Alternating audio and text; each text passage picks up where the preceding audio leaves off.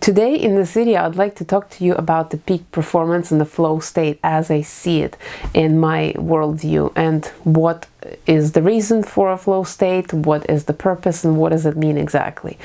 So for me personally, the flow state represents the state of peak performance and optimal performance, etc. And I'll go deeper into that. So my name is Pauline Dugald, and I work with creatives in helping them create better art, create it faster with a lot less burnout and a lot less struggle. So that is where I come from. I'm an artist myself, and for me the flow state has changed my perception in so many ways that it allowed me to actually be able to drive more productivity out of my art and restart my creative process as well. Just 3 years ago, I was in a state of complete burnout. I wasn't sure what I was doing, where I was going, and there was no art present in my life.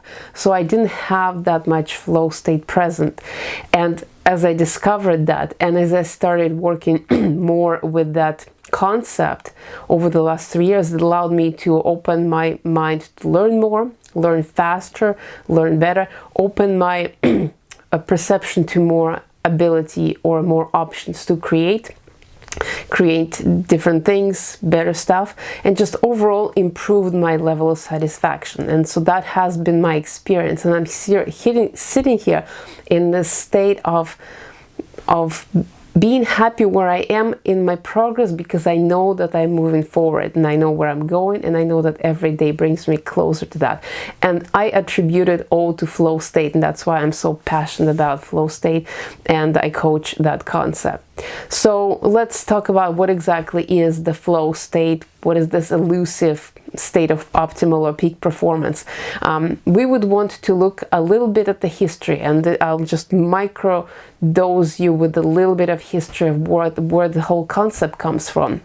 And one of the first people who looked at it was Nietzsche, because he was a philosopher, and he looked at the concept of Superman and how a person can be more than what he or she envisions them to be. After that, there was Albert Heim. He was a geologist. He had an accident. He fell off the mountain, and then he dedicated his life towards working on understanding the moments of near-death experiences. So that was his work. On top of that, there was William Wundt, who was hired to perfect the taste of beer. And as he was working on that, he actually discovered that there has to be just the right spot for that to matter, for the people to really understand and appreciate the taste of beer. So in the process of designing the best taste of beer, he came to the concept of that middle sweet spot. And then there was a William James.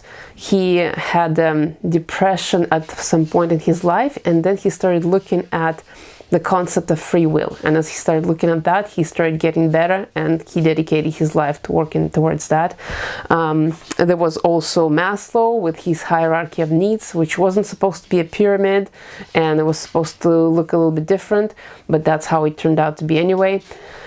And of course, the late Mihaly Csikszentmihalyi. Unfortunately, he just passed away in October this year, but he dedicated his life towards exploring that flow state in all of its dimension and all of its facets. He has 14 books written. Tremendous work done by that guy. And so all of these people kind of started, it was like over the last 100 years that they were doing that work.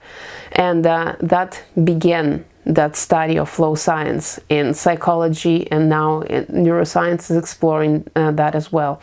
And so what exactly is the flow state, and why should you care about it? Well, that state allows us to experience our best possible self, because it separates us from ego, it separates us from time, and it separates us from all those aspects of life that draw on us, that draw attention from us. And it allows us to perform better, create better, because it's almost like we are in a micro dream of it lasts for about 45 to 90 minutes, so it's almost like we're almost dreaming. And in dreams, anything is possible. And when anything is possible, new opportunities open up, new thoughts appear, creative ideas show up, and that is why in arts it's so important to have that flow state present. But why is it important not only in arts, but in other areas? Because when we are in flow state, the artists produce better work. Other people, like teams, they work better as a group in business. Surgeons perform better surgeries. I love that scene from Doctor Strange where he is listening to music as he's performing an operation. It is clear illustration of flow state where the person is so absorbed in the task and the music actually helps them get into that dreamy kind of operational state. And computer coders create better codes and write better programs that way. So it spans all territories, and race car drivers, for example, make faster laps and consistent laps, and that's how you win in that sport. Olympic athletes, and you can, it's almost like in a flow state the physical laws don't really apply for a moment. Just like in dream space anything is possible, in flow state you can clearly see that in Olympic and extreme sports athlete, how it's almost the physical laws of gravity no longer apply to them during that moment. So that is essentially what the flow state in a few short words. And if that is the beginning, then there's so much more to talk about that, but this is kind of the really short version of what flow state is, why you should care about it, and how it can help us improve creativity. And when we improve our creativity, we also improve our performance.